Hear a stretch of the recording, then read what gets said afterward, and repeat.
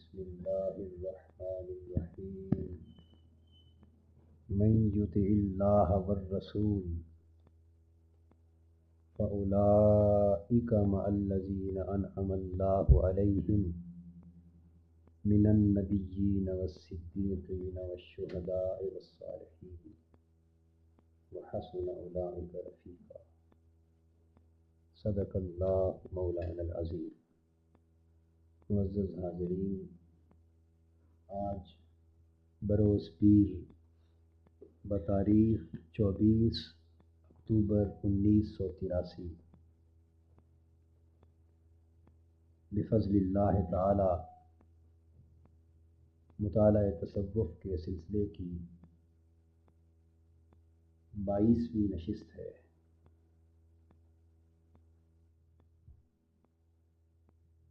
آج ہم جس موضوع پر غور و خوض کریں گے وہ ہے کتاب و سنت کی ملازمت۔ کتاب و سنت کی ملازمت سے مراد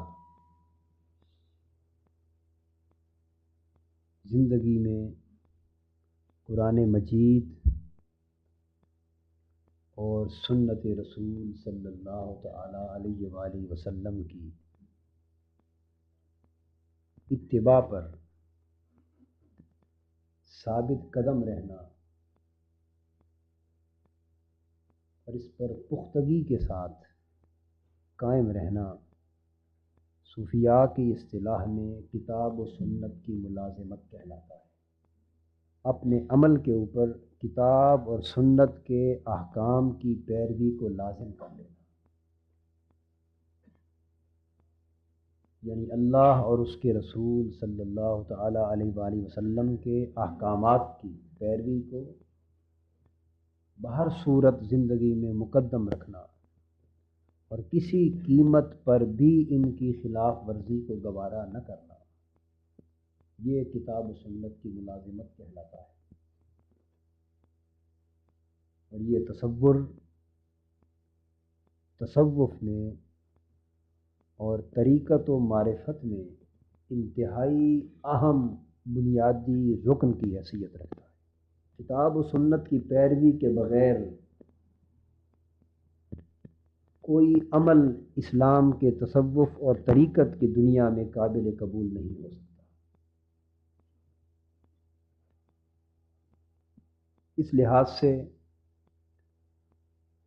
اگر صوفیاء کرام کی زندگی کا، ان کی تعلیمات کا اور ان کے معمولات کا بنظر غائر جائزہ لیا جائے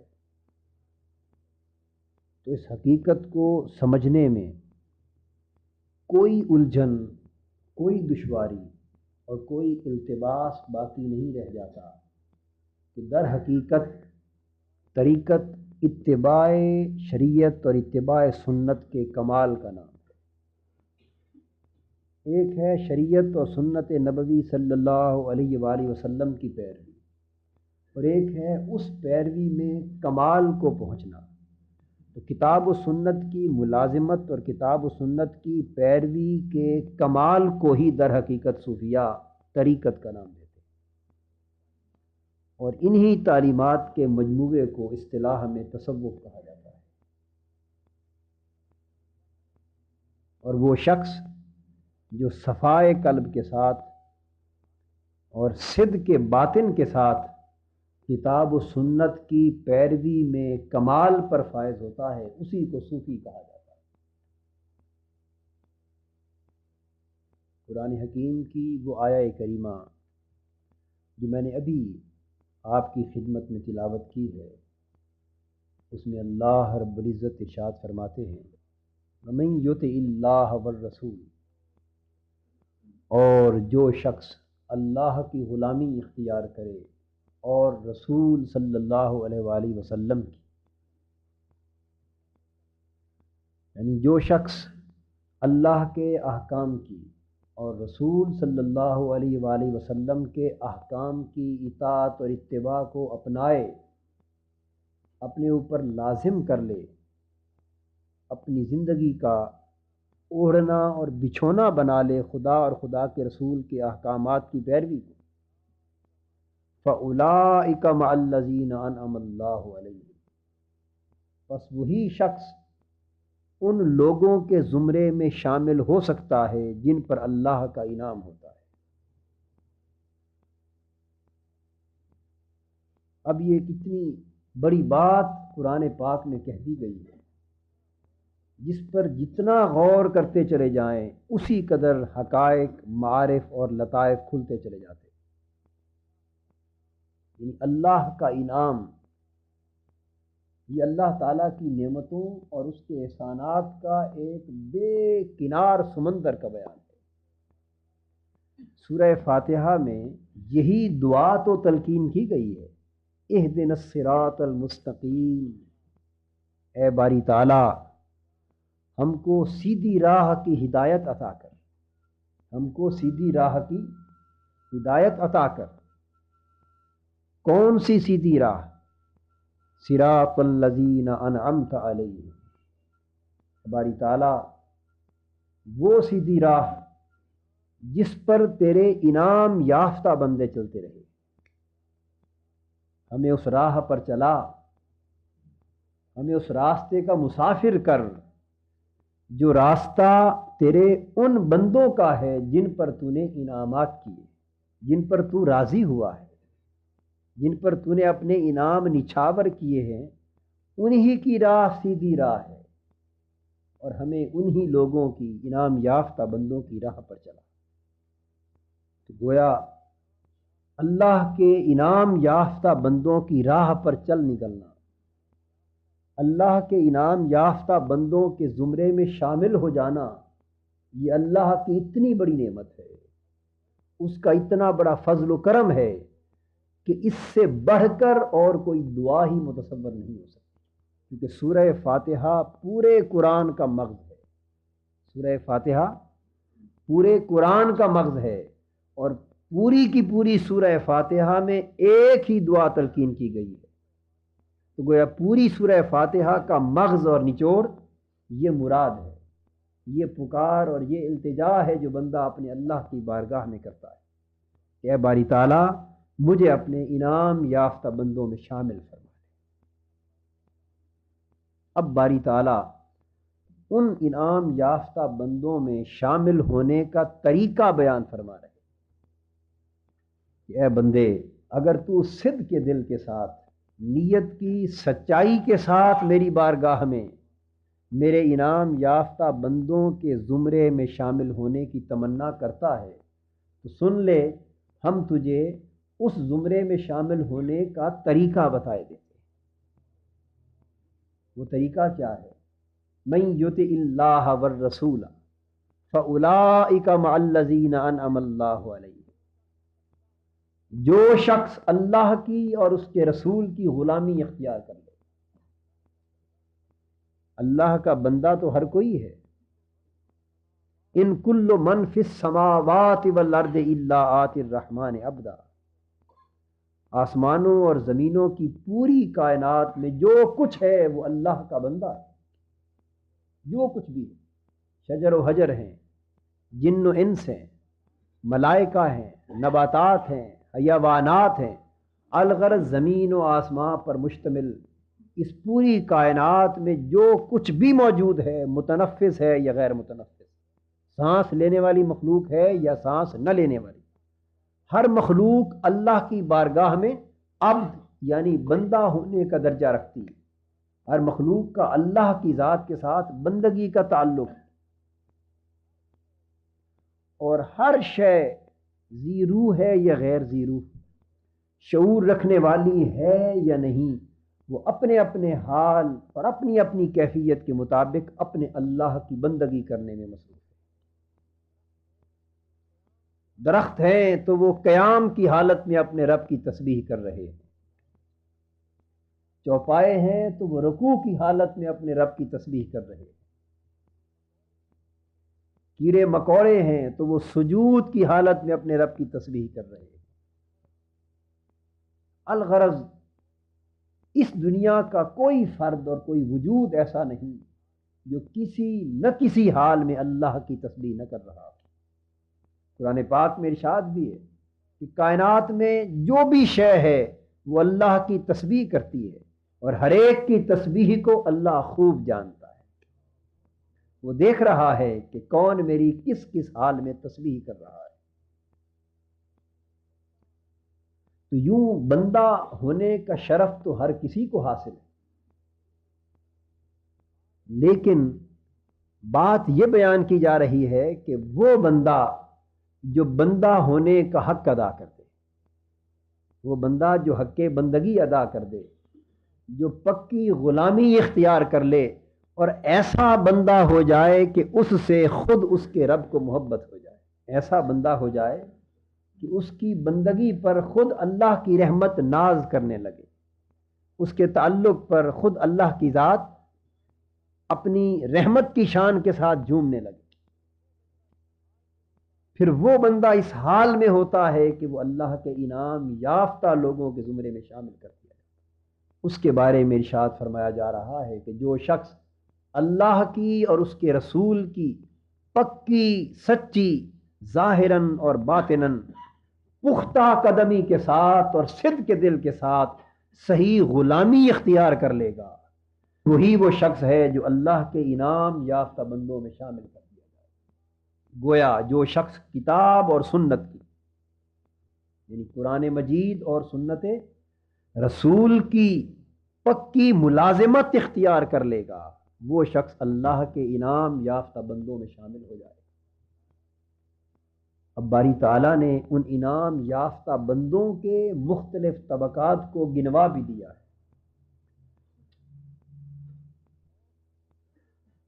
شوق کی آگ کو بھڑکانے کے لیے پتہ چل جائے کہ انعام یافتہ بندے ہیں کون، فرمایا من النبیین والصدیقین والشہداء والصالحین۔ جانتے ہو کہ اللہ کے انعام یافتہ بندے کون ہیں؟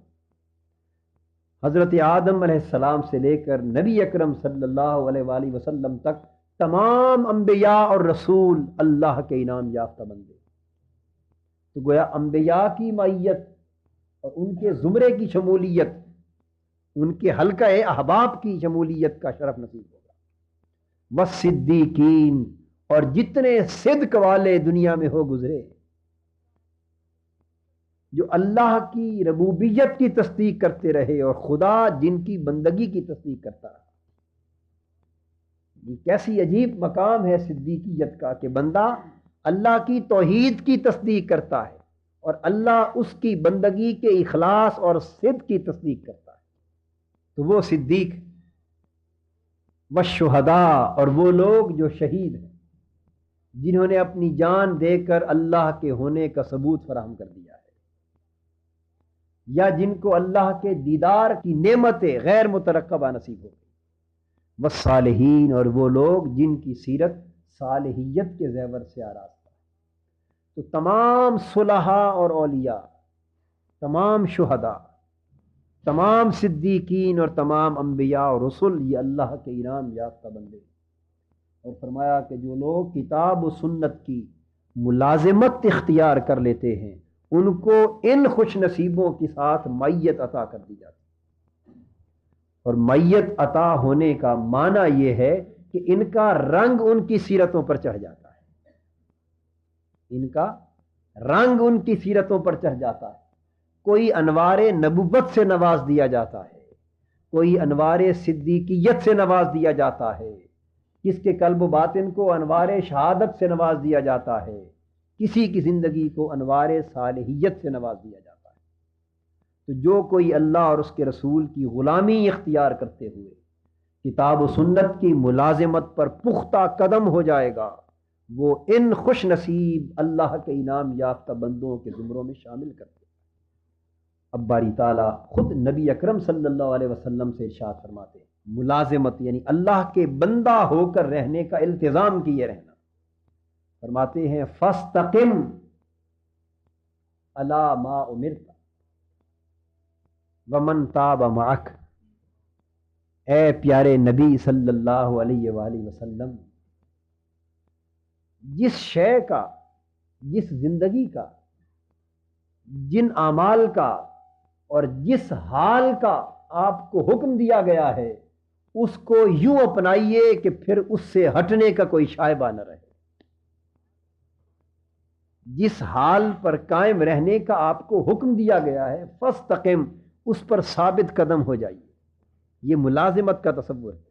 ثابت قدم ہو جانے کا معنی ہے کہ زندگی میں اس حال کو یوں لازم کر لیجئے کہ پھر وہ حال اور آپ کی زندگی لازم اور ملزوم ہو جائے۔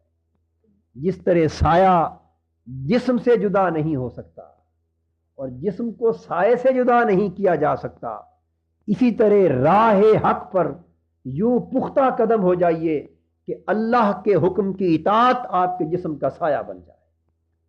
ومن تاب معک، اور وہ لوگ جنہوں نے اے نبی صلی اللہ علیہ وسلم آپ کے ساتھ آپ کی پیروی میں اللہ کی طرف رجوع کر لیا ہے، اللہ کا بندہ ہونے کا عزم کر لیا ہے، انہیں بھی فرما دیں کہ اگر تم ہمارے محبوب بننا چاہتے ہو تو پھر ہم نے جو حکم تمہیں دیا ہے اس حکم پر ثابت قدم ہو جاؤ، اس حکم پر پختگی کے ساتھ عمر بھر قائم رہو۔ اب اس کو قرآن پاک یوں بھی واضح کرتا ہے، ان الذین قالوا ربنا اللہ ثم استقاموا تتنزل علیہم الملائکہ، بے شک وہ لوگ جنہوں نے زبان سے اقرار کر لیا کہ ہمارا رب اللہ ہے، جنہوں نے دنیا کے مال و دولت کو، دنیا کے حرص و لالچ کو، دنیا کی چکا چوند رونقوں کو اپنا معبود نہیں بنایا، جن کا دل دنیا کی طلب کے لیے متوجہ نہیں ہوا، نہیں جھکا۔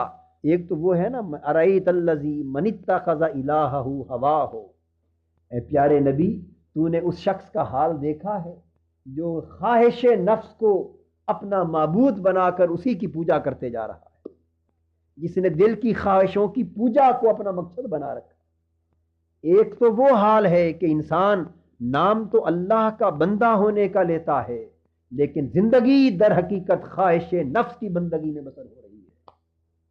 لیکن دوسری طرف وہ لوگ ہیں الذین قالوا ربنا اللہ، جو اپنی زبان سے ایک مرتبہ کہہ دیتے ہیں کہ ہمارا رب اللہ ہے، ہمارا رب اللہ ہے، ثم استقاموا، پھر وہ کٹ جاتے ہیں لیکن خدا کی بندگی کی راہ سے ہٹنے نہیں پاتے،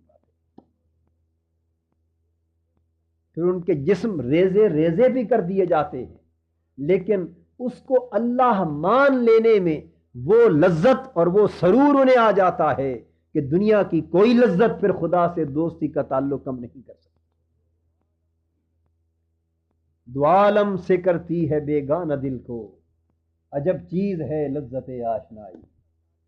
ارے اس سے بندگی کا تعلق کم کرنے کی بدبختی انہی پر مسلط ہوتی ہے جو اس سے تعلق جوڑنا نہیں جانتے، جو اس کے تعلق کی لذت سے آشنا نہیں ہوئے، جو اس کی دوستی اور محبت کی حلاوتوں سے آشنا نہیں ہوئے، جو اس کی دوستی اور محبت کی حلاوت اور لذت ایک لمحہ چکھ لیتے ہیں، پھر اگر 100 سال کی زندگی بھی بیت جائے اور دنیا کی ساری لذتیں یکجا ہو کر انہیں اللہ کی بندگی کی لذت سے ہٹانا چاہیں تو وہ لمحہ بھر کے لیے نہیں ہٹ سکتے۔ یہ بیان ہو رہا ہے اس آیت میں، ان الذین قالوا ربنا اللہ، جنہوں نے ایک مرتبہ کہہ دیا کہ ہمارا رب اللہ ہے۔ اب آپ اندازہ کر سکتے ہیں کہ یہ کہنا کیسا کہنا ہوگا، یہ زبان کا کہنا نہیں ہے، یہ وہ کہنا ہے کہ جو اللہ کو اپنا رب کہہ کر اپنی زندگی کی تقدیر بدل لینا لازم ہو جاتا ہے۔ یہ وہ کہنا ہے کہ نبی اکرم صلی اللہ علیہ وسلم اپنے بستر مبارک پر دراز ہیں، حضور کے ایک صحابی حضرت ابو ذر غفاری رضی اللہ تعالیٰ عنہ حضور کی بارگاہ میں حاضر ہوتے ہیں۔ حضور فرماتے ہیں ابو ذر من قال لا الہ الا اللہ دخل الجنہ۔ ابو ذر میں تمہیں ایک خوشخبری سناتا ہوں۔ عرض کیا یا رسول اللہ صلی اللہ علیہ وسلم فرمائیے۔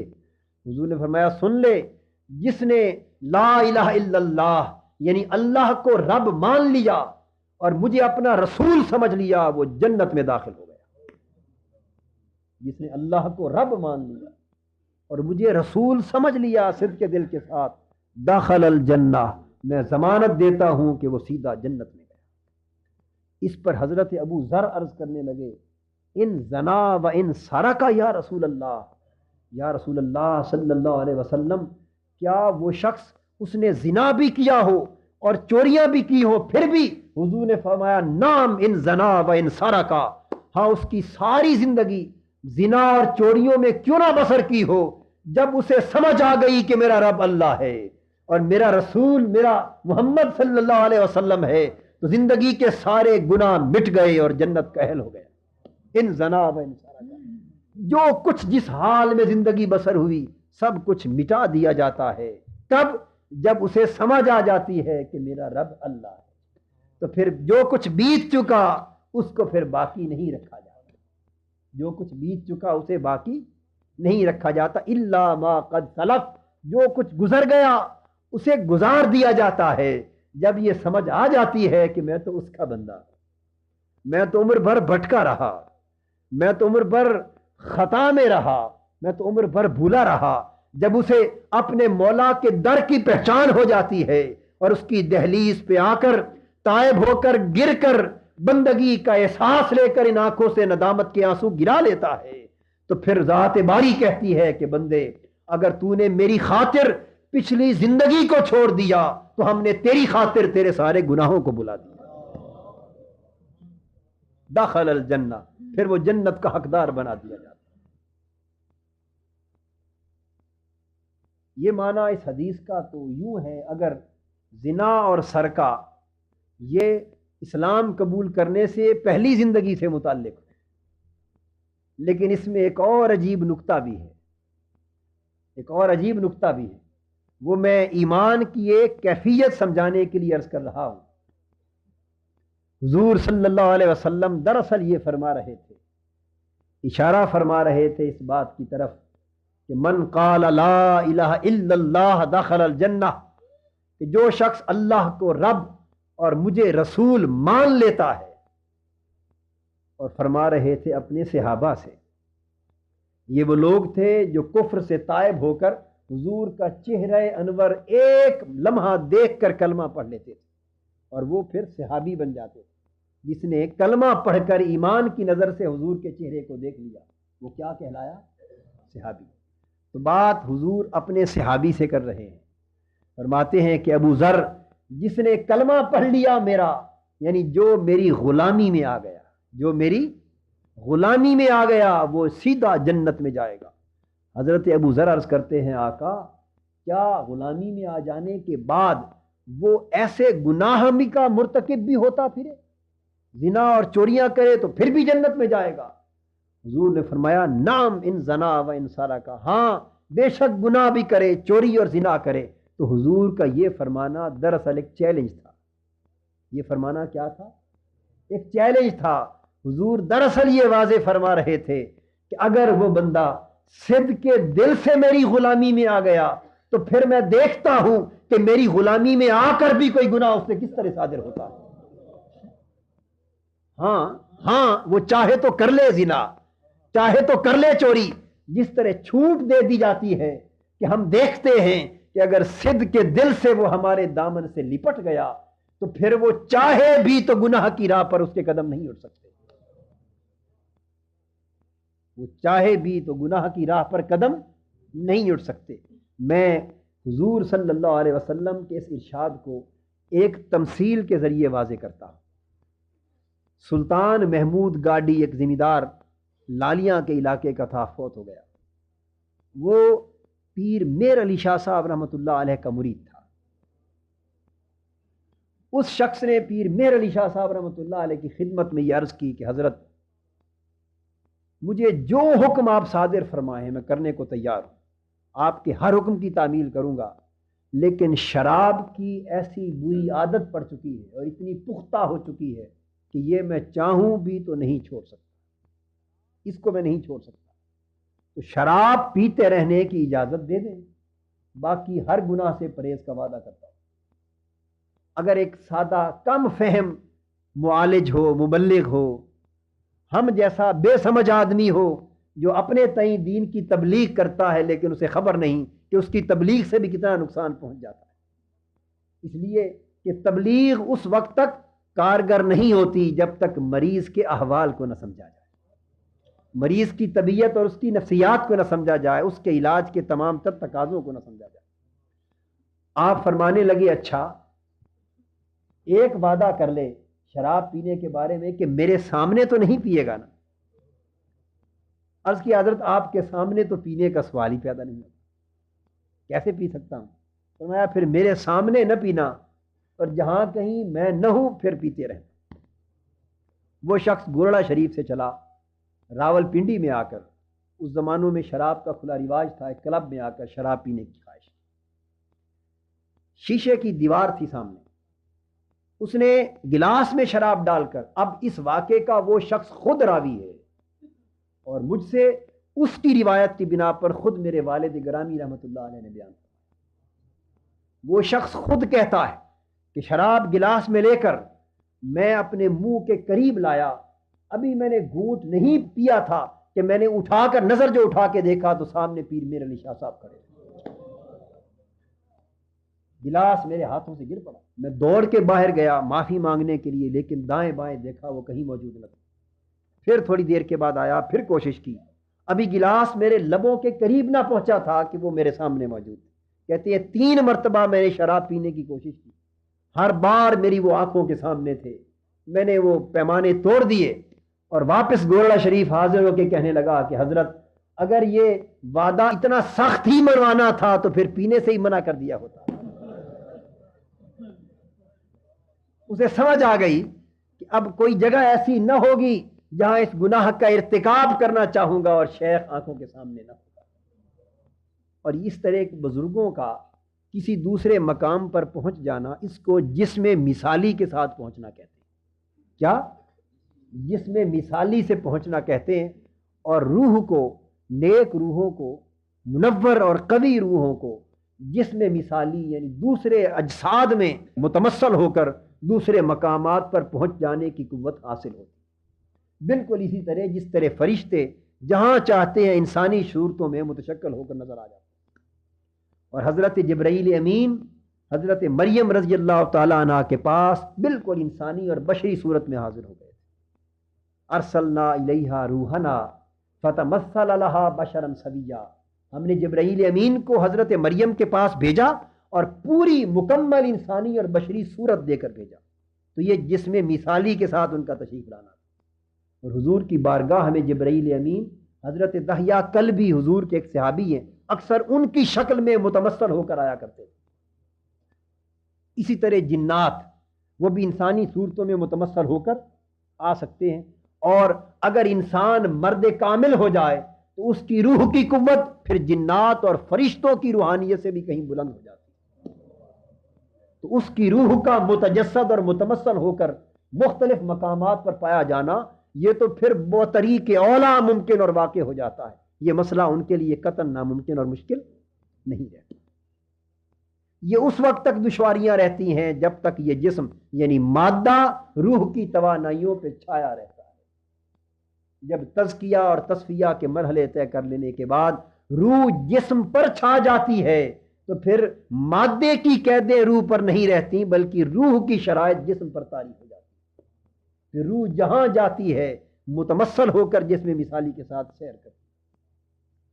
بالکل اسی طرح حضور صلی اللہ علیہ وسلم فرما رہے ہیں کہ اے ابو ذر، میں کہتا ہوں تمہیں اگر کوئی صدق کے دل سے میری غلامی میں آ گیا تو پھر وہ چاہے بھی تو اس کے قدم غلط راہ کی طرف نہیں ہو سکتے۔ تو صدق کے دل سے غلامی میں آ جانے کا نتیجہ ہی یہ ہے کہ وہ صالح ہو جائے گا، وہ متقی ہو جائے گا، وہ جنت کا حقدار ٹھہرے گا۔ تو میں عرض یہ کر رہا تھا کہ قرآن پاک نے فرمایا ان الذین قالوا ربنا اللہ ثم استقاموا تتنزل علیہم الملائکہ، جو لوگ اللہ کو اپنا رب مان لیتے ہیں اور پھر اس پر ثابت قدم رہتے ہیں، پھر ان خوش نصیبوں کی حالت یہ ہوتی ہے کہ ان پر فرشتوں کا ورود ہوتا رہتا ہے۔ صبح و شام ان کی حفاظت کے لیے فرشتوں کے پہرے ہو جاتے ہیں، ان کی خدمت کے لیے فرشتے آتے ہیں، گلی کوچوں میں مصافحے کے لیے فرشتے آتے ہیں، فرشتے ان کی مصاحبت میں رہتے ہیں۔ بالکل اسی طرح نبی اکرم صلی اللہ علیہ وسلم کا اپنا یہ حال تھا کہ جب کبھی حضور صلی اللہ علیہ وآلہ وسلم گلی کوچوں میں چلتے، فرشتوں کی ایک جماعت حضور کے پیچھے پیچھے چلا کرتی، اور حضور کا یہ معمول تھا کہ وہ صحابہ کرام کو اپنے پیچھے نہیں چلنے دیتے تھے، ہاتھ سے اپنے آگے کر دیتے، صحابہ کو اپنے آگے کر دیتے۔ صحابہ ادباً حضور سے پیچھے چلنا پسند فرماتے۔ حضور فرماتے کہ صحابیوں تم آگے چلو، میرے پیچھے فرشتے آ رہے ہیں، ان کو بھی چلنے کا موقع دو۔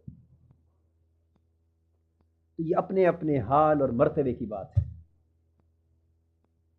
اسی طرح ارشاد فرمایا ان الذین قالوا ربنا اللہ ثم استقاموا فلا خوف علیہم ولا هم یحزنون، جن لوگوں نے صدق کے دل سے اللہ کو اپنا رب مان لیا، پھر اس پر ثابت قدم ہو گئے، تو پھر ان کی حالت یہ ہو جاتی ہے کہ نہ اس دنیا میں ان کو کوئی خوف باقی رہتا ہے، نہ اور آخرت میں نہ کوئی غم ان کے لیے باقی رہتا ہے۔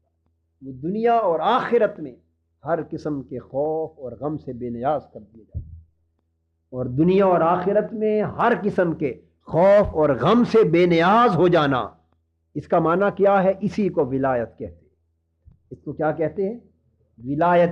تو گویا معنی یہ ہوا، مطلب یہ ہوا قرآن پاک کی آیتوں کا کہ جو لوگ صدق کے دل سے اللہ کو رب مان لیتے ہیں اور پھر اس کو رب سمجھ کر زندگی بھر اس کی بندگی پر پختہ قدم رہتے ہیں، اسی پختہ قدمی کا نام ولی ہو جاتا، ولایت اسی کا نام۔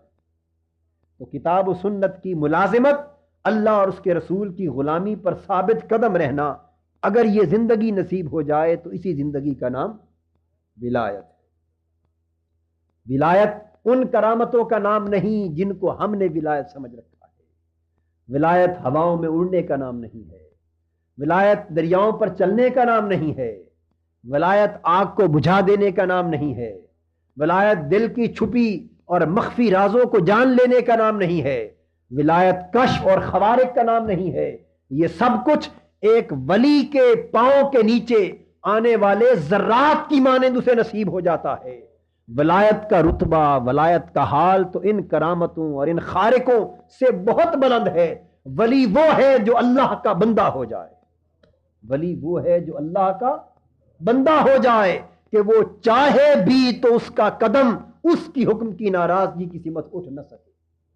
ولی وہ ہے جو چاہے بھی تو حضور کی سنت کی خلاف ورزی نہ کر سکے، اور یہ تو ہے ولی۔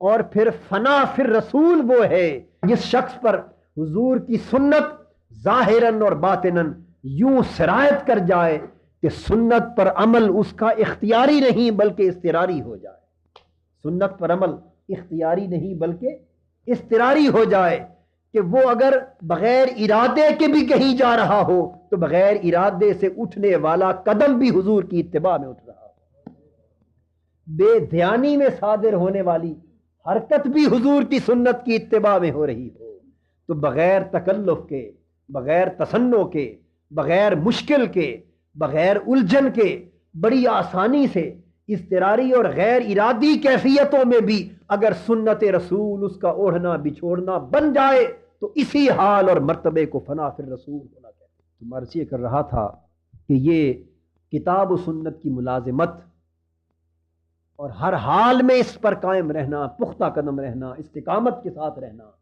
یہ حقیقت ولایت ہے، اور یہی پہلا سبق ہے تصوف کا اور طریقت کا، یہ پختہ قدم رہنا ہر حال میں اس کی بندگی پر۔ مولانا روم رحمۃ اللہ علیہ اس تصور کو سمجھانے کے لیے ایک تمثیل بیان فرماتے ہیں کہ ایک شخص غریب تھا، پھٹے پرانے کپڑے پہنے ہوئے، کبھی کھانے کو ملتا کبھی نہ ملتا، کبھی سکھ کے وقت گزرتے کبھی دکھ اور تکلیف کے وقت گزرتے۔ ایک روز وہ بیٹھا بیٹھا اللہ کی بارگاہ میں شکوہ کرنے لگا۔ اس ملک کا جو بادشاہ تھا، اس کے جو فوجی تھے، سپاہی تھے، درباری تھے، ملازم تھے، وہ بڑی عیش و عشرت کی زندگی بسر کرتے، بڑا اعلیٰ کھانا ملتا، بڑا شاندار لباس ملتا، بڑی عزت کی زندگی، بڑی آسانی اور تعیش کی زندگی بسر کر رہے تھے۔ وہ ان کے حال کو دیکھتا اسے رشک آتا۔ ایک دن شکوے کی زبان کھول کر اپنے اللہ سے کہنے لگا کہ اے باری تعالیٰ، تو نے مجھے بندہ تو بنا دیا ہے، لیکن بندہ پروری کا سلیقہ تجھے نہیں آتا۔ اگر تجھے اپنے بندوں کو پالنے کا طریقہ نہیں آتا تو اسی بادشاہ سے سیکھ لیتا۔ دیکھ وہ بادشاہ اپنے بندوں یعنی اپنے ملازموں کی پرورش کس طرح کرتا ہے، اس کے ملازم کس طرح آسودہ حال رہتے ہیں، اور میں تیرا بندہ ہوں کتنا تنگ دست رہتا۔ یہ شکوہ کر رہا تھا اپنے رب کی بارگاہ۔ چند دن بعد ایک مخالف سلطنت کے بادشاہ نے حملہ کیا، وہ بادشاہ چھپ گیا، اس کے مال دولت سب کچھ لوٹ لیے گئے، لوگ گرفتار ہو گئے، تمام وہ ملازم، اس کے وہ سرکاری خدام، اس کے فوجی اور سپاہی گرفتار ہو گئے۔ اس نے کہا ہم تم کو چھوڑ دیتے ہیں، تم اپنے بادشاہ کی خبر دے دو۔ انہوں نے کہا ہم نے اس کا نمک کھایا ہے، ہم اپنی جانیں تو دے دیں گے لیکن اپنے بادشاہ کا راز افشا نہیں کریں گے۔ اس نے ان کے سامنے یکے بعد دیگرے لوگوں کو قتل کرنا شروع کر دیا، سر سے پاؤں تک جسموں کے ٹکڑے کرتا رہا۔ وہ دیکھتے رہے، ہر بار ٹکڑے ہوتے دیکھ کر پھر وہ پوچھتا اپنے بادشاہ کا راز بتا دو۔ ہر شخص کہتا کہ تو ہمارے بھی ٹکڑے کر دے، پھر بھی بادشاہ کا نمک کھایا ہے، اس کا راز نہیں بتایا۔ سارے کے سارے یکے بعد دیگرے قتل ہو گئے۔ کسی شخص نے بھی اپنی جان کے عوض بھی اپنے بادشاہ کا راز افشا نہ کیا۔ اور یہ سارا ماجرا وہی شخص آنکھوں سے دیکھتا رہا۔ جب وہ دیکھ چکا تو پھر مولانا روم رحمۃ اللہ علیہ باری تعالیٰ کا جواب اس کے سوال اور شکوے کے جواب میں پھر واضح فرماتے ہیں، جس کا ترجمہ کسی شاعر نے یوں کیا ہے کہ اے بندے تو بھی بندہ بننا ان سے سیکھ لے، پھر کبھی مولا کو یوں تانا نہ دے۔ مجھے بندہ پروری کے طریقے سکھانے والے، تو پہلے بندہ بن کے رہنا تو ان بندوں سے سیکھ لے۔ میں تو بندہ پروری جانتا ہوں، تجھے خود بندہ بن کے رہنا نہیں آیا۔ اگر تو ان کی طرح جس طرح یہ بندے بنے اپنے بادشاہ کے، اگر تو اس طرح میرا بندہ بن کے رہنا تجھے آ جائے تو پھر دنیا کے سارے ملازموں سے بہتر زندگی تجھے نصیب ہو جائے۔ یہ ہے تتنزل علیہم الملائکہ، جو اس کو رب سمجھ لیتے ہیں اور پھر پختہ قدم ہو جاتے ہیں تو پھر ان کی بندگی کی کیفیت ہی کچھ اور ہو جاتی۔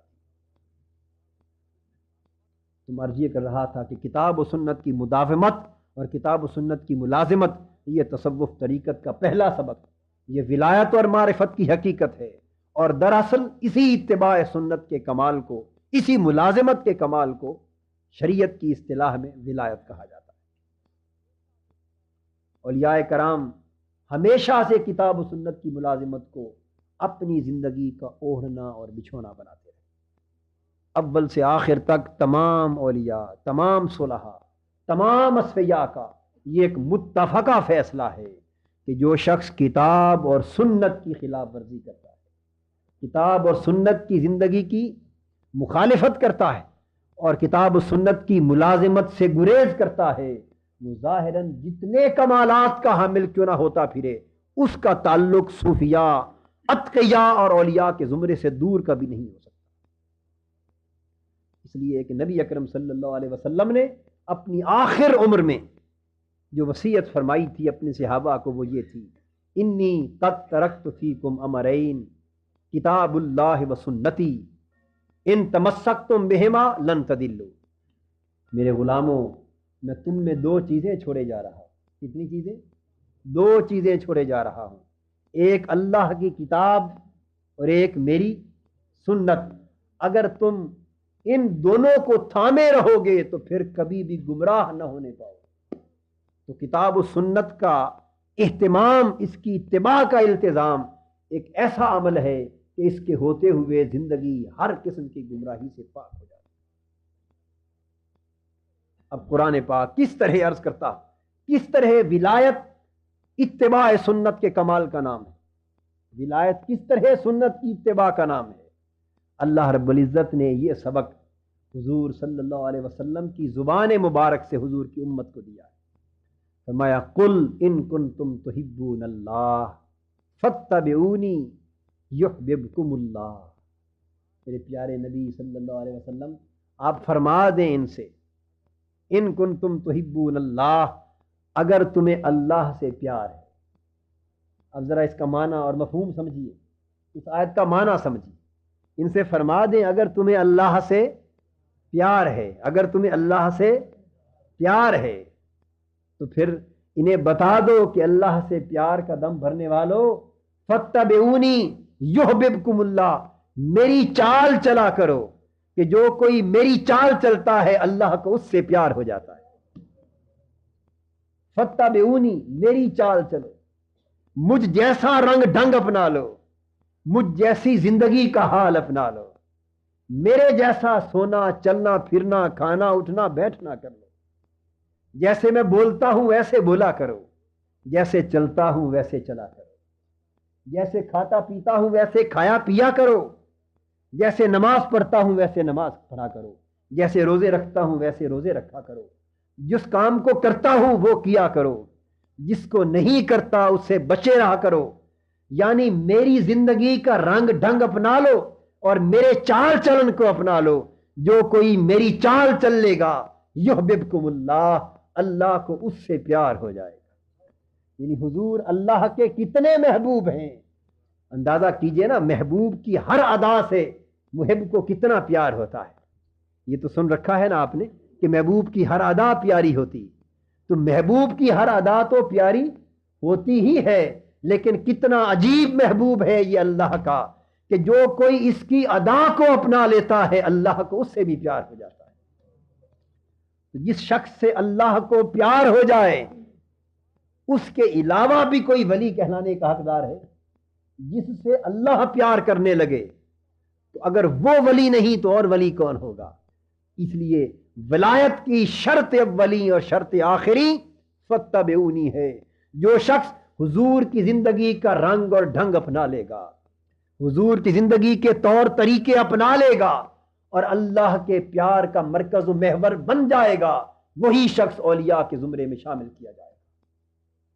اس کے علاوہ جو شخص جتنے کمالات چاہے حاصل کرتا پھرے، اگر حضور کی سنت کا مخالف ہے، حضور کی عطا کردہ شریعت کا مخالف ہے، اللہ کے دین کی اسے پاسداری باقی نہیں رہی، حضور کی سنت کا حیا باقی نہیں رہا، حضور کے آداب سے شناسا نہیں رہا، تو پھر وہ سب کچھ ہو سکتا ہے، اللہ کا دوست نہیں ہو سکتا، ولی نہیں ہو سکتا، اللہ کا محبوب نہیں ہو سکتا۔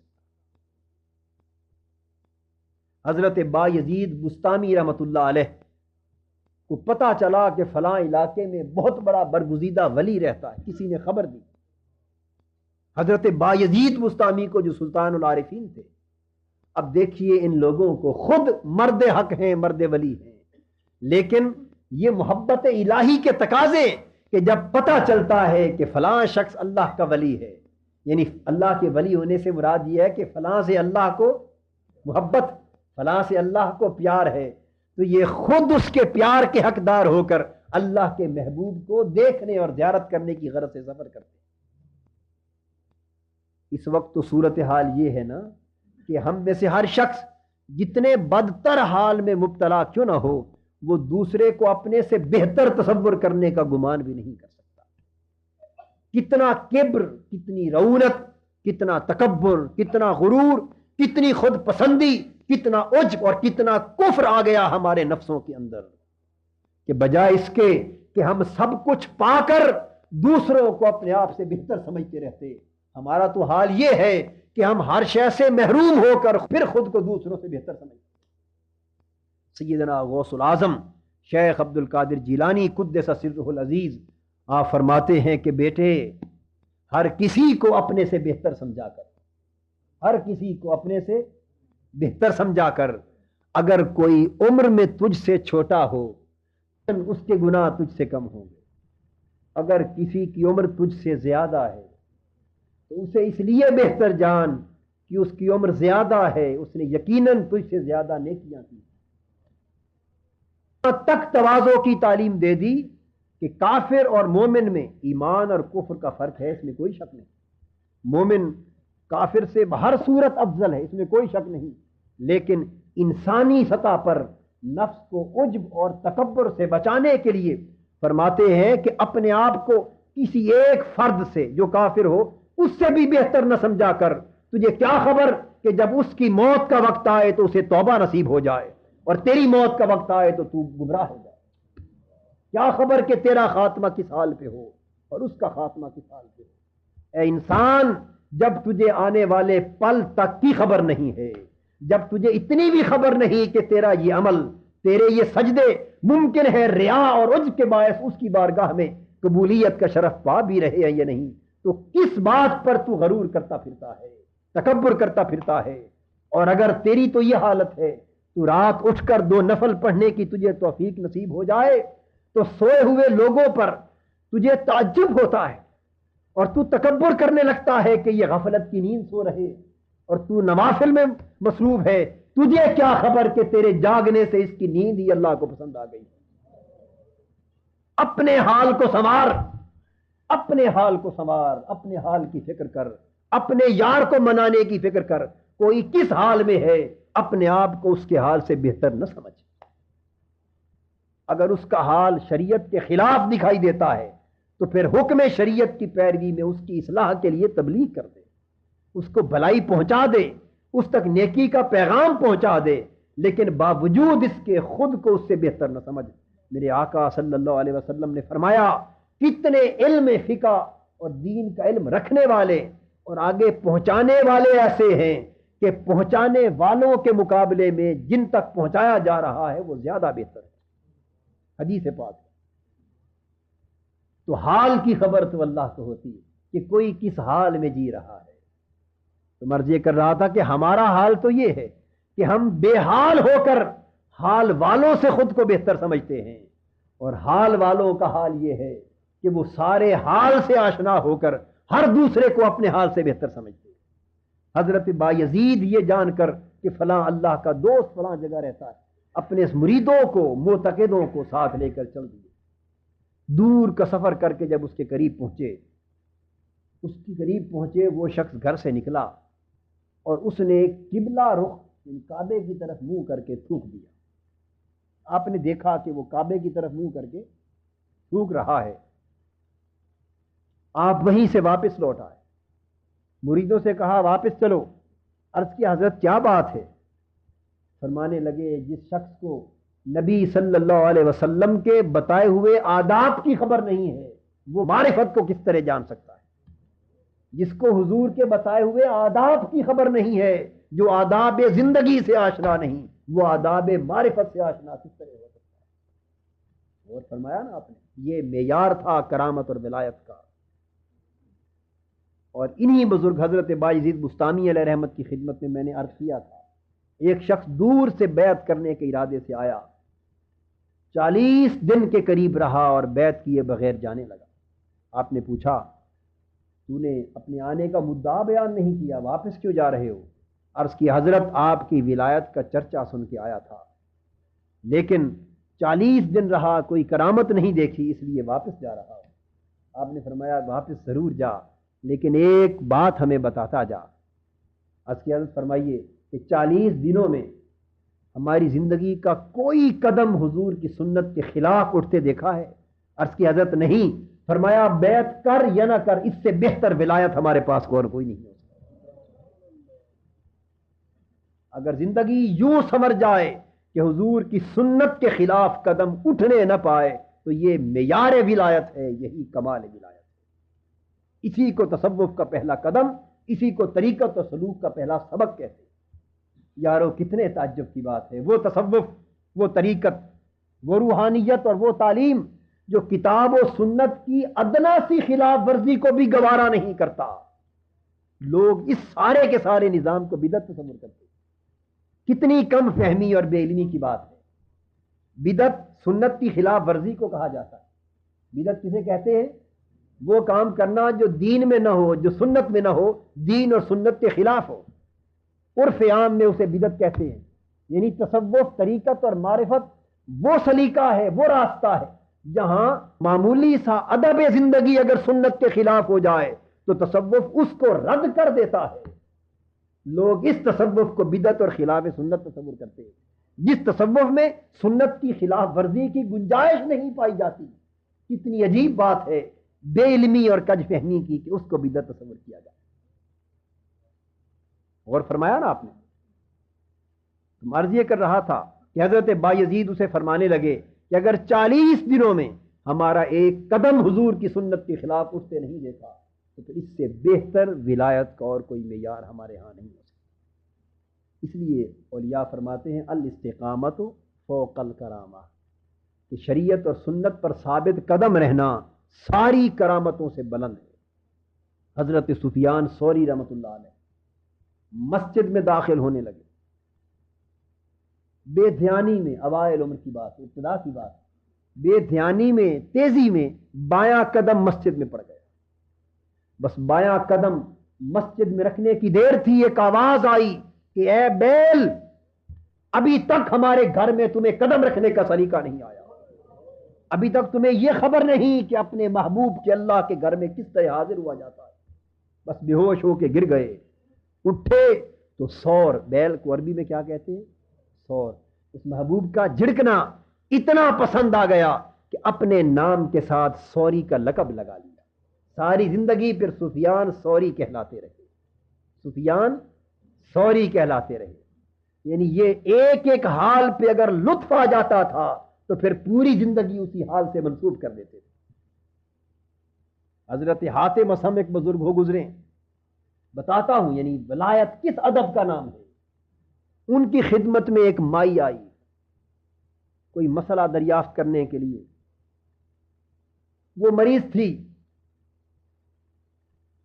اس سے کچھ ایسی آواز نکل گئی جو مجلس کے آداب کے خلاف تھی، جو مجلس کے آداب کے خلاف تھی۔ آپ نے وہ سن لی آواز، لیکن اس خیال سے کہ کہیں اسے یہ شرمندگی نہ ہو کہ یہ آواز انہوں نے بھی سن لی ہے، انہوں نے اس کو یہ تاثر دیا، ظاہراً یہ تاثر دیا کہ یہ بہرے ہیں، اونچا سنتے ہیں۔ جب اسے یہ پتہ چل گیا کہ یہ بہرے ہیں، اونچا سنتے ہیں، اس کا سارا شرم اور پریشانی دور ہو گئی، اطمینان ہو گیا، اسے سکون ہو گئی، وہ سمجھی کہ انہوں نے آواز نہیں سنی۔ بس اس عورت کا برم رکھنے کے لیے ایک لمحے کے لیے بہرے پن کو اپنایا تھا، پھر اس خیال سے کہ جب کبھی اس عورت کو خبر ہو گئی کہ میں بہرا نہیں، میں نے بہرے پن کا روپ دھارا تھا، تو پھر شرمسار ہوگی۔ اللہ کی ایک بندی کی شرمساری سے اس کو بچانے کے لیے ساری زندگی بہرا ہو کر گزار دی، ساری زندگی بہرا ہو کر گزار دی، اپنا نام اسم رکھوا دیا بہرا۔ یعنی یہ ادب زندگی ہے، ادب زندگی۔ یہ تو ہے اللہ کے کسی بندے کا بھرم قائم رکھنے کے لیے، اور پھر حضور کی سنت کی اتباع کا بھرم قائم رکھنا، اور اللہ کی دوستی کا بھرم قائم رکھنا، اس کی محبت کی لاج پالنا، اس کو رب مان کر پھر رب ماننے کی لاج پالنا، اس کے بھرم کا عالم کیا ہوگا؟ تو پھر جو اہل دل ہیں، جو اولیاء اور صوفیاء ہیں، پھر ان کی زندگی کا اوڑھنا بچھوڑنا یوں کتاب و سنت کی اتباع بن جاتی ہے کہ پھر بھول کر بھی ان سے کتاب و سنت کی خلاف ورزی کا ارتکاب ممکن نہیں رہتا۔ اس لیے اولیاء کرام کا یہ طے شدہ امر، طے شدہ فیصلہ ہے، وہ شخص جو شریعت اور سنت نبوی صلی اللہ علیہ وسلم کی خلاف ورزی کرتا ہو، وہ ہرگز ہرگز اس اہل نہیں کہ اس سے نسبت ارادت قائم کی جائے، اس سے بیعت کی جائے، اس کے حلقہ ارادت میں شامل ہوا جائے اور اس کی اقتداء کی جائے۔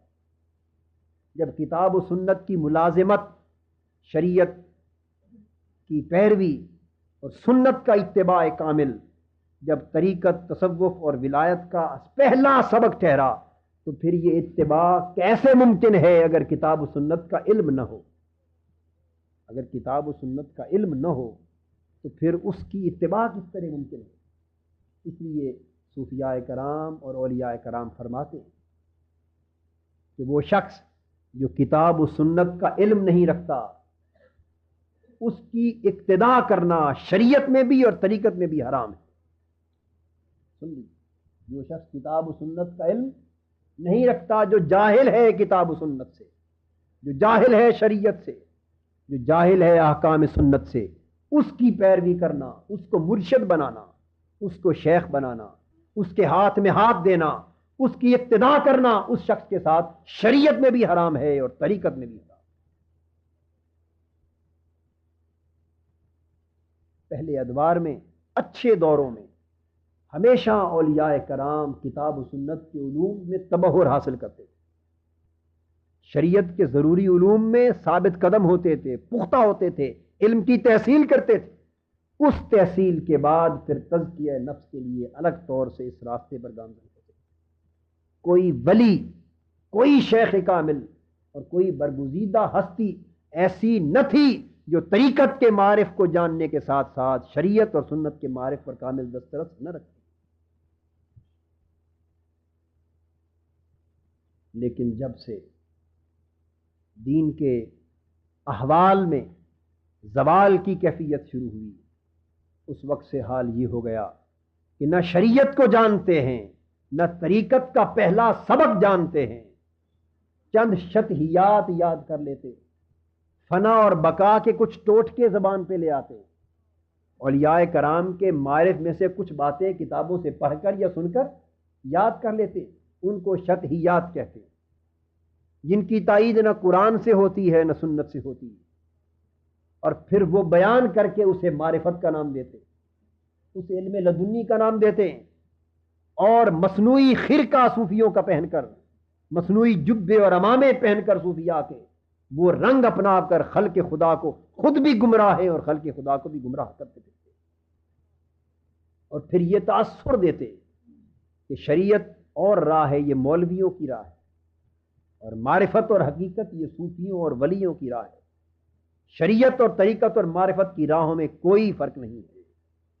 جو شخص ان راہوں میں فرق کرتا ہے وہ شخص گمراہ ہے اور گمراہی کی دعوت دیتا ہے۔ ایسے شخص سے بیعت کرنا، ایسے شخص سے نسبت قائم کرنا، ارادت قائم کرنا، ایسے کی اتباع یا اقتداء کرنا، میں عرض کر چکا کہ حضور کی امت کے تمام اولیاء کے مطابق بغیر اختلاف کے شریعت میں بھی حرام ہے، طریقت میں بھی۔ اس لیے کہ تصوف کے اندر، طریقت اور ولایت اور معرفت کے اندر پہلا قدم کتاب و سنت کا علم ہے اور اطاعت اور اتباع ہے، کتاب و سنت کی ملازمت ہے، کیونکہ یہی وہ راستہ ہے کتاب و سنت کا علم حاصل کرنے کے بعد، کیونکہ علم کے بغیر جب عبادت کی جاتی ہے، اتباع کی کوشش کی جاتی ہے، تو پھر حضور صلی اللہ علیہ وسلم کے ارشاد کے مطابق اس عابد اور متقی کی مثال ایسے گدھے یا ایسے جانور کی ہوتی ہے جو صبح سے شام تک اپنے رسے میں بندھ کر اپنے محور پر گھومتا رہا اور شام کو سارا دن سفر کر کے وہیں کا وہیں تھا۔ تو علم کے بغیر روحانی منزلوں کو طے کرنے کی کوشش کرنا، ثواب سے تو وہ آدمی محروم نہیں ہوتا، لیکن منازل طے نہیں کیا جا سکتا۔ منازل اس لیے کہ نبی اکرم صلی اللہ علیہ وسلم مسجد نبوی میں تشریف لائے، صحابہ کرام کے دو گروہ بیٹھے تھے، ایک گروہ ذکر کر رہا تھا، عبادت کر رہا تھا، اللہ اللہ کر رہا تھا، صحابہ کا دوسرا گروہ حضور صلی اللہ علیہ وسلم سے حاصل شدہ علم بیان کر رہا تھا اور دوسروں کو علم پہنچا رہا تھا، ایک علم دین کی بات کر رہا تھا، ایک گروہ عبادت کر رہا تھا۔ حضور نے فرمایا صحابہ سے بتاؤ یہ دونوں گروہ اچھے کام میں مصروف، یہ دونوں گروہ اچھے نیکی کے کام میں مصروف ہیں، لیکن بتاؤ ان میں سے بہتر کون سا؟ وہ بولے یا رسول اللہ صلی اللہ علیہ وسلم یہ گروہ جو عبادت میں مصروف ہے یہ بہتر ہے۔ حضور نے فرمایا دونوں نیکی کا کام کر رہے ہیں، لیکن نہیں، بہتر وہ گروہ ہے جو دین کا علم حاصل کر رہا ہے اور خلق خدا تک پہنچا رہا ہے۔ فرمایا انما انا بعثت معلما، میں خود بھی علم جو ہے وہ خلق خدا تک پہنچانے والا بنا کر بھیجا گیا، میری بعثت بھی معلم ہو کر ہوئی ہے، علم پہنچانے والے کی حیثیت سے ہوئی ہے۔ تو شیخ کامل کا سب سے پہلے معلم ہونا ضروری ہے، جب تک علم حاصل نہ کر چکا ہو اور مرید کو علم دینے کی صلاحیت اپنے اندر نہ رکھتا ہو، اسے حلال اور حرام کی تمیز نہ کروا سکے، اسے جائز اور ناجائز کا فرق نہ بتا سکے، جائز اور ناجائز کا امتیاز بتا کر اس پر عمل پیرا ہونے کی تعلیم نہ دے سکے، پھر اپنے عمل کے نمونے سے اس کے سامنے سیدھی راہ کا نقشہ وہ نہ کھینچ کے دکھا سکے، اس وقت تک وہ شخص ارشاد کی مسند پر فائز ہونے کا اہل نہیں۔ صوفیاء کرام جب بھی کبھی کوئی قدم اٹھانے لگتے، وہ کتاب اور سنت یعنی قرآن اور حدیث کی روشنی میں نبی اکرم صلی اللہ علیہ وسلم کے عمل کو تلاش کرتے تھے کہ اس معاملے میں آقا کا عمل کیا تھا۔ حضرت امام زین العابدین رضی اللہ تعالیٰ عنہ کے بارے میں منقول ہے، اللہ اکبر، کتنی محبت تھی ان حقیقی اصفیاء کو، اتقیاء اور اولیاء کو حضور کی سنت سے۔ فرمانے لگے اپنے بیٹے سے، بیٹے میں جب طہارت خانے میں جاتا ہوں رفع حاجت کے لیے تو میرے کپڑوں پر مکھیاں بیٹھتی، وہی مکھیاں غلاظت پر بھی بیٹھتی ہیں، کپڑوں پر بھی بیٹھتی ہیں۔ پھر جب انہی کپڑوں کے ساتھ میں نماز کے لیے اللہ کی بارگاہ میں حاضری دیتا ہوں تو مجھے شرم آتی۔ یہ غلاظت پہ بیٹھنے والی مکھیاں ان کپڑوں پہ بیٹھی، اور پھر میں اللہ کی بارگاہ میں ان کپڑوں سے حاضری کی خواہش کرتا ہوں تو مجھے شرم آتی ہے۔ میرا ایک جوڑا اور بنا دو، وہ جوڑا میں طہارت کے لیے جب جاؤں بیت الخلاء میں تو وہ پہن لیا کروں، واپس آؤں تو اتار کے عبادت کے لیے الگ جوڑا پہن لیا کروں۔ یہ خواہش ظاہر کی، کتنی عجب، کتنی بڑی خواہش تھی، کتنا کمال تھا تقویٰ کا۔ اب بیٹا بھی اسی خانوادہ نبوت کا پروردہ تھا، چھوٹا معصوم بیٹا عرض کرنے لگا ابا جان جوڑا الگ تو بنوا دیتے ہیں، لیکن حضور کی سنت میں یہ نہیں کہ بیت الخلاء کے لیے الگ جوڑا ہو اور عبادت کے لیے الگ جوڑا ہو۔ حضور ہر جگہ ایک ہی جوڑا استعمال کرتے۔ امام زین العابدین فرمانے لگے بیٹے تیرا شکر ہے کہ تو نے مجھے حضور کی سنت سے آگاہ کیا۔ یہ حال تھا سنت کی تلاش کا اور سنت پر عمل پیرا ہونے کا۔ اور جب کبھی کتاب و سنت یعنی کتب حدیث سے جب کبھی ثابت شدہ حضور کی سنت انہیں معلوم نہ ہوتی، کتب حدیث سے ثابت شدہ سنت حضور کی معلوم نہ ہوتی، تو پھر کچھ تو یہ کرتے کہ اس عمل کو ہی چھوڑ دیتے۔ یہ کسی ایک مرد حق کے بارے میں منقول ہے کہ انہوں نے خربوزہ نہیں کھایا، زندگی بھر نہیں کھایا۔ پوچھا حضرت کیا وجہ ہے؟ فرمانے لگے میں نے بہت تلاش کیا ہے، مجھے یہ پتہ نہیں چل سکا کہ میرے آقا نے اسے کس سمت سے کاٹا تھا، کہیں ایسا نہ ہو کہ میں الٹی سمت سے کاٹ بیٹھوں۔ اب یہ وہ کیفیت ہے جو شریعت کی مخالفت نہیں ہے، سنت کی مخالفت نہیں ہے، لیکن یہ ہے کہ حسنات الابرار سیئات المقربین، نیک لوگوں کی نیکیاں اللہ کے مقرب بندوں کے لیے گناہ بن جاتے ہیں۔ وہ کام جنہیں نیکی سمجھ کے نیک لوگ فخر کرتے ہیں، جب اللہ کا قرب نصیب ہوتا ہے، جب درجہ اس کی محبت کا، دوستی کا بڑھتا چلا جاتا ہے، تو تقاضے بھی دوستی کے بڑھتے چلے جاتے ہیں، احوال بھی بڑھتے چلے جاتے ہیں۔ اس لیے وہ کیفیت کہ جب سنت کی خبر نہ ہوتی تو اس کام کو بھی چھوڑ دیتے، یہ ان کے حال کے مطابق تھا۔ ہر شخص کے حال کے لیے ضروری نہیں ہے، لیکن جب حال بلند ہوتے ہیں تو پھر تقاضے بلند ہوتے چلے جاتے ہیں۔ کہ پھر بعض تو ایسے خوش نصیب تھے کہ جن کو اللہ نے حضور کی بارگاہ کی صحبت عطا کر رکھی تھی۔ حضور کی امت میں سینکڑوں اولیاء ایسے ہو گزرے ہیں جن کو بیداری کے عالم میں حضور کا دیدار نصیب ہوتا، جو جب کبھی چاہتے مراقبہ کر کے حضور کی بارگاہ میں حاضری دے دیتے، حضور کی مجالست جن کو نصیب ہوتی، حضور کی صحبت نصیب ہوتی، حضور سے استفسار کا شرف نصیب ہوتا۔ وہ کیا جب کتابیں کھنگال کر حضور کسی مسئلے پر حضور کی سنت کی سمجھ نہ آتی تو پھر وہ مراقبے کی صورت میں حضور کی بارگاہ میں حاضر ہو کر براہ راست حضور سے دریافت فرما لے، عرض کرتے یا رسول اللہ اس مسئلے پر حضور کی سنت کسی کتاب میں نہیں مل سکی، آقا آپ ہی فرما دیں کیسے کروں اور کیسے نہ کروں۔ اور یہ مقام اس لیے انہیں نصیب تھا کہ حضرت شیخ علی خواص رحمۃ اللہ علیہ وہ فرماتے ہیں کہ اس وقت تک کسی مرد مومن کا اور مرد ولی کا عرفان یعنی معرفت اور ولایت اس وقت تک کامل تصور نہیں ہو سکتی، معرفت اس وقت تک کامل تصور نہیں ہو سکتی جب تک وہ اس حال تک نہ پہنچ جائے کہ جب کبھی چاہے بیداری کے عالم میں حضور کا دیدار کر لے۔ اور امام جلال الدین سیوطی رحمۃ اللہ علیہ ان خوش نصیبوں میں سے ہیں، ان خوش نصیبوں میں سے ہیں کہ جنہوں نے 72 یا اس سے بھی زائد مرتبہ سفید دن کے اجالے میں جاگتے ہوئے حضور کی زیارت کی، جب کبھی الجھن پیش آتی مراقب ہو کر حضور کا دیدار کر کے حضور سے سوال کرتے۔ اور شیخ ابو العباس مرسی رحمۃ اللہ علیہ فرماتے ہیں لو احتاج بانی رسول اللہ صلی اللہ علیہ وسلم لمحۃ ما عجبت نفسی من جملۃ المسلمین، کہ اگر ایک لمحہ کے لیے، آنکھ جھپکنے کی دیر کے لیے بھی حضور کا چہرہ انور میری آنکھوں سے اوجل ہو جائے تو اس لمحے میں خود کو مسلمان ہی تصور نہیں کرتا۔ پھر ان کا ایمان، ان کا تعلق حضور کے دیدار سے وابستہ ہو جاتا ہے کہ حضور کی ذات کا دیدار نصیب رہا تو وہ سمجھتے ہیں کہ رب راضی ہے، اگر محبوب اوجھل ہو گیا تو سمجھتے ہیں کہ محبوب ناراض ہو گیا۔ یہ کیفیت نصیب ہوتی ہے ان کو، اور کس لیے؟ تاکہ قدم قدم پر حضور کی سنت کے احوال کو جان سکیں، اس لیے کہ وہ گوارا نہیں کرتے کہ زندگی کا ایک قدم بھی حضور کی سنت کے خلاف اٹھ جائے، شریعت کے خلاف اٹھ جائے۔ یہی کمال حضور کے صحابہ کا تھا، یہی کمال تمام اولیاء کا تھا۔ ایک بزرگ سے ان کے مرید سوال کرتے ہیں، حضرت قطبیت اور غوثیت کیا ہے؟ فرمانے لگے، حضور کی سنت کی اتباع میں جتنا کمال ہوتا چلا جائے گا اور وہ ظاہر سے باطن میں اترتا چلا جائے گا اور اس کے انوار اس کی سیرت سے عیاں ہوتے چلے جائیں گے، اسی کا نام قطبیت ہے اور اسی کمال کا نام غوثیت ہے۔ کیونکہ جب حضور کی سنت کا اتباع اس کمال پر پہنچ کر ظاہر اور باطن کو یوں بدل دیتا ہے تو وہ اتباع پھر حضور کی سنت کا رنگ پیدا کر دیتا ہے حضور کے غلاموں میں۔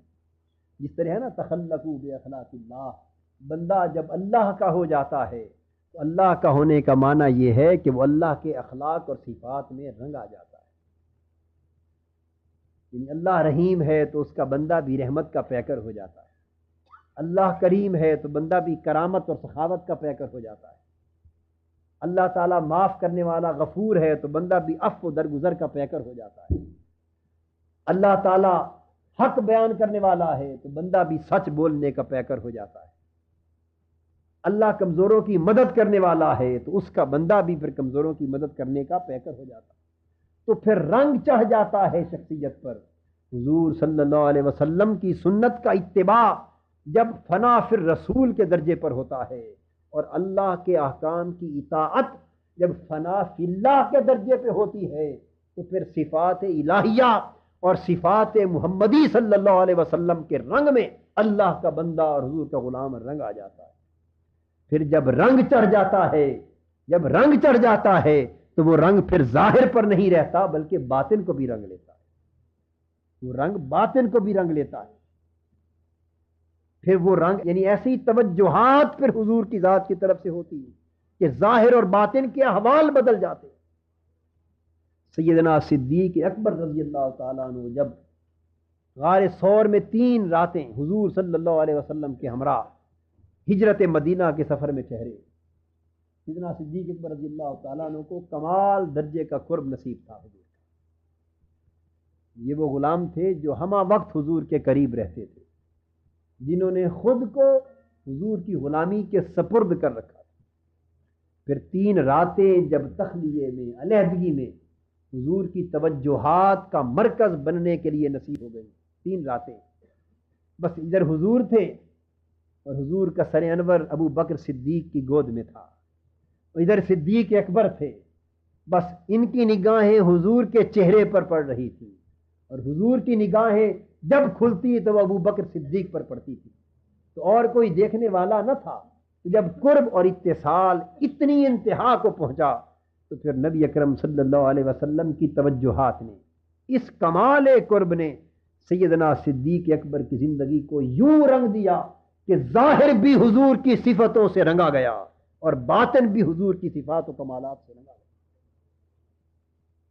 باطن کا رنگا جانا تو ہر ایک کو معلوم ہی ہے، یعنی حضور کے اخلاق کا پیدا ہو جانا، حضور کی اتباع کا پیدا ہو جانا، حضور جیسے احوال زندگی کے رنگ کی پیروی، یہ تو باطن کا رنگا جانا تھا۔ لیکن ظاہر کے رنگے جانے کا عالم یہ ہوا کہ جب مدینہ پہنچے، اہل مدینہ حضور کا استقبال کرنے کے لیے آئے، تو وہ لوگ جو حضور صلی اللہ علیہ وسلم کو دیکھ نہ سکے تھے، پہلے زیارت سے محروم رہے تھے، یا اکا دکا بار کبھی دیکھا تھا مینا کے موقع پر، تو وہ حضور صلی اللہ علیہ وسلم کے قرب اور اتباع نے سیدنا صدیق اکبر کے ظاہر کو بھی یوں رنگ دیا تھا کہ ان کو شکل پر بھی مشابہت اور مغالطہ ہو گیا کئی لوگ بھول کر سیدنا صدیق اکبر کے ہاتھ چومنے لگے. یعنی نہ صرف باطن بلکہ ظاہر بھی رنگا جاتا ہے، ظاہر بھی رنگا جاتا ہے. جب سیدنا صدیق اکبر نے دیکھا، یہ صحیح بخاری میں حدیث آتی، صحیح حدیث ہے، آپ نے دیکھا کہ لوگوں کو مغالطہ ہو گیا ہے، تو وہ اٹھے اور چادر تان کر حضور کے سر انور کے اوپر یوں کھڑے ہو گئے. اب محدثین میں سے بالعموم علماء نے یہ لکھا ہے کہ چادر تان کر اس لیے کھڑے ہوئے تھے تاکہ حضور پر دھوپ نہ پڑے. لیکن میں یہ سمجھتا ہوں کہ یہ تو صحیح احادیث سے ثابت ہے کہ ہر وقت سورج کی ڈیوٹی تھی کہ وہ سائبان تانے رکھتا تھا. سورج کے سامنے بادل آ رہتے تھے تو سورج کی دھوپ تو حضور کے اوپر پڑتی ہی نہ تھی. ہر وقت بادل کا ٹکڑا حضور پر سائبان تانے رہتا تھا، تو دھوپ تو پڑنے کا سوال ہی نہ تھا. چادر تان کے اس لیے کھڑے ہوئے تھے کہ لوگوں کو پتا چل جائے کہ کھڑا ہونے والا غلام ہے اور بیٹھا ہوا آقا ہے، اور لوگ جس مغالطے کا شکار ہو گئے ہیں اس مغالطے سے نکل جائیں. جب لوگوں نے ان کو چادر تان کے کھڑے دیکھا، پھر وہ سارے لوگوں نے حضور کی قدم بوسی شروع. یہ توجہ اتحادی ہوتی ہے. کیا ہوتی ہے؟ توجہ اتحادی، کہ ایسی توجہ ہوتی ہے کہ ظاہر اور باطن سب کچھ رنگا جاتا ہے. یہ وہی توجہ ہے جو حضرت خواجہ باقی باللہ رحمۃ اللہ علیہ نے اپنے نان بھائی کو جس توجہ سے نوازا تھا. ان کی سیرت اور سوانح کی کتب میں تواتر کے ساتھ یہ حکایت مذکور ہے کہ رات گئے، دیر وقت آپ کے مہمان آ گئے. حضرت خواجہ باقی باللہ رحمۃ اللہ علیہ مجدد الف ثانی علیہ رحمت کے شیخ ہیں، ان کے پیر ہیں، دہلی میں ان کا مزار ہے. رات دیر وقت ہو گیا، ان کے مہمان آ گئے. اس وقت ان کی خدمت میں پیش کرنے کے لیے کچھ نہ تھا. کچھ پریشان سے ہوئے. ایک نان بھائی جو اکثر آپ کی خدمت کرتا تھا وہ حاضر ہوا. عرض کی حضرت، اس نے بنا کر کھانا وغیرہ تیار کر کے مہمانوں کو دے دیا. آپ اس سے بڑے خوش. وہ پہلے بھی خدمت کرتا رہتا تھا، بڑا خدمت گزار تھا، لیکن اس رات اس کی خدمت سے بہت خوش ہو گئے، خدمت سے بہت خوش ہوئے. جب مہمان چلے گئے تو رات کو فرمانے لگے، نہ ان کو آرام سے لٹا دیا تو فرمایا، نان بھائی تیری خدمت سے آج ہم بہت خوش ہیں، تو نے ہمارا دل خوش کر دیا. اب مانگ، تو کیا مانگتا ہے؟ نان بھائی عرض کرنے لگا، سادہ آدمی تھا، عرض کرنے لگا، حضرت اگر میرے کہنے پر ہی عطا کرنے کا ارادہ ہے تو پھر مجھے اپنے جیسا کر دیجیے، اپنے جیسا کر دیجیے. حضرت خواجہ باقی باللہ رحمۃ اللہ علیہ نے توجہ کی، اور یہ توجہ اتحادی تھی. آپ نے توجہ کی، نان بائی کے ظاہر کو بھی اپنے رنگ میں رنگ دیا، باطن کو بھی رنگ میں رنگ دیا. جب باہر صبح کو باہر نکلے اس حجرے سے تو مرید پہچان نہ سکتے تھے کہ حضرت خواجہ باقی باللہ کون ہے اور نان بائی کون. یہاں تک شکل بھی بدل چکی. یہ تو آپ نے سنا ہی تھا نا کہ سنترا سنترے سے رنگ پکڑتا ہے، یعنی صحبت کا رنگ چڑھتا ہے. پھول کو مٹی میں رکھ دے تو مٹی میں بھی گلاب کے پھول کی خوشبو آ جاتی ہے کہ نہیں؟ دیر تک پھول، گلاب کا پھول اور گلاب کے کافی سارے پھول ایک مٹی یا کپڑے میں پڑے رہیں، دیر تک پڑے رہیں، تو بتائیے اس کپڑے یا خاک میں بھی خوشبو آتی ہے کہ نہیں؟ اگر گلاب کے پھول کی صحبت اس مٹی کو خوشبو عطا کر سکتی ہے تو پھر اہل دل کی صحبت اللہ کے بندوں کو وہ رنگ عطا کر سکتی ہے. اگر باطن پہ رنگ چڑھ سکتا ہے تو ظاہر سے تو زیادہ آسانی سے چڑھ سکتا ہے. آپ غور فرما رہے ہیں کہ نہیں؟ یعنی ظاہر کا بدل لینا آسان ہے یا باطن کا بدلنا آسان ہے؟ دیکھیے نا، ہم جیسے گناہگار لوگ بھی دکھلاوے کے لیے ظاہر تو بدل لیتے ہیں، لیکن باطن کا بدلنا مشکل ہے. یہ بات غلط ہے یہ دوست. باطن مشکل سے بدلتا ہے، ظاہر تو دکھاوے کے لیے بھی ہر کوئی بدل لیا کرتا ہے. تو اگر باطن کے حوال بدل جاتے ہیں تو ظاہر پہ رنگ کا چڑھ جانا تو بہت آسان بات. فرق پھر صرف یہ تھا حضرت خواجہ باقی باللہ اور نان بائی میں کہ وہ ولایت اور کمالات کے سارے سمندر کو پی کر جذب کیے ہوئے تھے، اور اس پر حال غالب آ گیا، یہ مجذوب ہو گیا، اس پر بے ہوشی اور مدہوشی کی کیفیت طاری تھی. وہ حال جو توجہ سے عطا ہوا اسے برداشت نہ کر سکا. 3 دن بے ہوشی کی کیفیت میں رہا، تیسرے دن انتقال کر گیا. اس نان بائی کی قبر بھی حضرت خواجہ باقی باللہ کے ساتھ ہے، آپ کے احاطہ مزار کے باہر قریب. اگر ظرف تیار ہوتا، اگر ظرف صحبت کے فیض سے، ایک طویل صحبت کے فیض سے اور تربیت کے نتیجے میں تیار ہوتا تو سارا حال سما بھی جاتا، لیکن چونکہ ظرف تیار نہ تھا، رنگ چڑھ گیا لیکن رنگ کو سنبھالا نہ جا سکا۔ یہی مرض کر رہا ہوں کہ وہ لوگ جو صحبت نبوی کے فیض سے، حضور کی سنت کی اتباع سے، حضور کی غلامی سے مسلسل اپنا ظرف تیار کر لیتے ہیں، قلب و باطن کی زمین کو ہموار کر لیتے ہیں، ہل ڈال کر قلب و باطن کی زمین کو تیار کر لیتے ہیں، سب کچھ ہو جاتا ہے، بیج بھی دے لیتے ہیں، پانی بھی، تو پھر اس کے بعد صرف پودے کے اگنے کی بات ہوتی ہے۔ تو پھر جب اتباع کے نتیجے میں قلب و باطن کی زمین تیار ہو جاتی ہے، تو پھر جب اتباع کمال کو پہنچتی ہے، صحبت کمال کو پہنچتی ہے، قرب کمال کو پہنچتا ہے، تو پھر دیر نہیں لگتی کہ ظاہر بھی کمالات مصطفی میں رنگا جائے اور باطن بھی رنگا جائے۔ پھر جب یہ لوگ ظاہر اور باطن میں ان کمالات کے رنگ میں رنگے جاتے ہیں، تو پھر زبان مصطفی کی تاثیر کا رنگ ان کی زبانوں میں بھی سرایت کراتا ہے۔ زبان مصطفی کی تاثیر ان کے اپنے اپنے حال اور ظرف کے مطابق ان کی زبانوں میں بھی سرایت کراتی ہے۔ نگاہ مصطفی کی وسعتیں ان کی نگاہوں میں سرایت کراتی ہیں، سماعت مصطفی کی وسعتیں ان کے کانوں میں سرایت کراتی ہیں، اور یہی حال پھر اللہ رب العزت کے کمالات اور اس کی قدرتوں کا ہوتا ہے۔ اللہ کی سماعت کا رنگ ان کی سماعت کو، ان کے سننے کو نصیب ہو جاتا ہے، اس کے دیکھنے کا رنگ ان کے دیکھنے پر چڑھ جاتا ہے، وہ اللہ کے بولنے کا رنگ ان کی زبان پر چڑھ جاتا ہے، اللہ کی مشیت کا رنگ ان کے دلوں کے ارادوں پر چڑھ جاتا ہے، اللہ کی قدرت کا رنگ ان کی روحانی قدرتوں اور تصرفات پر چڑھ جاتا ہے۔ پھر وہ بندہ اس مقام پر فائز ہوتا ہے کہ وہ بولتا ہے تو اپنے اللہ کی زبان سے، وہ دیکھتا ہے تو اللہ کی نگاہ سے، وہ سنتا ہے تو اللہ کے کان سے، وہ گرفت کرتا ہے تو اللہ کے ہاتھ سے، وہ ارادہ کرتا ہے تو اللہ کی مشیت سے۔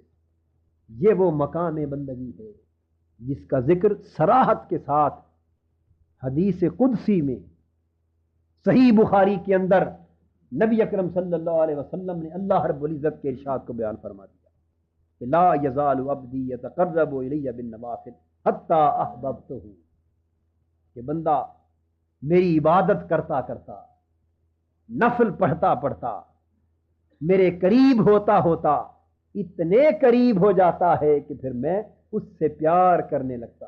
وہی بات جس سے آغاز کیا تھا، وہی بات ہم نے جس سے آغاز کیا تھا کہ اگر اللہ سے پیار کرتے ہو تو حضور کی چال چلا کرو، اللہ تم سے پیار کر لے گا۔ جب اللہ بندے سے پیار کرنے لگتا ہے تو بندہ کیا سے کیا ہو جاتا ہے۔ ایک کیفیت ہے کہ بندہ اللہ سے پیار کرتا ہے، اور کتنی خوش بختی کی یہ کیفیت ہے کہ اللہ بندے سے پیار کرنے لگے۔ جب اللہ بندے سے پیار کرتا ہے تو بندہ کیا ہو جاتا ہے۔ حدیث میں حضور نے فرمایا کہ اللہ فرماتے ہیں کہ جب میں پیار کرتا ہوں تو پھر وہ بندہ یہ ہو جاتا ہے کہ کنت سمعہ الذی یسمع بہ، وکنت بصرہ الذی یبصر بہ، وکنت یدہ التی یبطش بہا، وکنت فؤادہ التی یرید بہا۔ پھر میں، حدیث قدسی ہے اور حدیث صحیح، اللہ رب العزت فرماتے ہیں کہ جب میں بندے سے پیار کرنے لگتا ہوں تو پھر میں اس بندے کے کان بن جاتا ہوں جس سے وہ سنتا ہے، کی آنکھ بن جاتا ہوں جس سے وہ دیکھتا ہے، میں اس کے ہاتھ بن جاتا ہوں جس سے وہ گرفت کرتا ہے، میں اس کے پاؤں بن جاتا ہوں جس سے وہ چلتا ہے، میں اس کا دل بن جاتا ہوں جس سے وہ ارادہ کرتا ہے۔ اور میرے پیارے نبی صلی اللہ علیہ وسلم میرے بندوں کو بتا دو کہ جب میں اپنے کسی بندے سے پیار کرتا ہوں تو وہ بندہ اپنے لیے تو درکنار، کسی کے لیے جو کچھ بھی مجھ سے مانگتا ہے مجھے اپنی عزت کی قسم میں اسے عطا کرتا ہے۔ جس گناہگار کے لیے معافی کی درخواست کرتا ہے میری بارگاہ میں، سفارش کرتا ہے کہ اللہ اس گناہگار بندے کو بخش دے، مجھے میری عزت کی قسم، مجھے اس محبت کی قسم جو مجھے اس بندے سے ہے، اگر وہ کسی کی بخشش کی سفارش کر دے تو میں اس اپنے بندے کو بخش دیتا۔ کیوں؟ اگر میرے بارگاہ میں اس کی زبان سے کوئی التجا نکل جائے تو پھر میرے پیار اور میری محبت کی غیرت کا تقاضا یہ ہے کہ میرے محبوب کی زبان سے کوئی التجا نکلے میں اسے رد نہ کروں۔ رب اشعث اغبر مدفوعا بالابواب لو اقسم علی اللہ لابرہ۔ صحیح مسلم میں حضور نے فرمایا کتنے اللہ کے بندے ایسے ہیں جن کے بال گرد آلود ہوتے، کپڑے پھٹے پرانے ہوتے، تمہارے دروازوں پر آئیں تو تم ان کا ظاہری حلیہ دیکھ کر نفرت سے انہیں ٹھکرا دو، دروازے پر کھڑا نہ ہونے دو، لیکن حضور نے فرمایا اللہ کی قسم ان کا اللہ کی بارگاہ میں مقام یہ ہوتا ہے کہ اللہ کے بھروسے پر ان کی زبان سے کوئی بات نکل جائے تو خدا کی الوہیت کی غیرت کا تقاضا ہے کہ وہ ان کی زبان سے نکلا ہوا لفظ پورا کر کے چھوڑے، وہ پورا کر کے چھوڑتا ہے۔ یہ مقام کس کو نصیب ہوتا ہے؟ اس شخص کو جو کتاب و سنت کی ملازمت کو اپنی زندگی بنا لیتا ہے۔ اللہ کی غلامی دوستو کوئی معمولی بات نہیں، یہ اتنا بڑا پھل ہے، اتنی بڑی نعمت ہے کہ اگر اللہ کی غلامی نصیب ہو گئی، حضور کی غلامی نصیب ہو گئی تو ساری کائنات اس بندے کی غلامی میں آ گئی۔ حضرت شیخ سعدی فرماتے کہ اے بندے تو اللہ کے سامنے سے اپنی گردن نہ پھیر، پھر کائنات کا کوئی وجود تیری خدمت سے گردن نہ پھیرے گا۔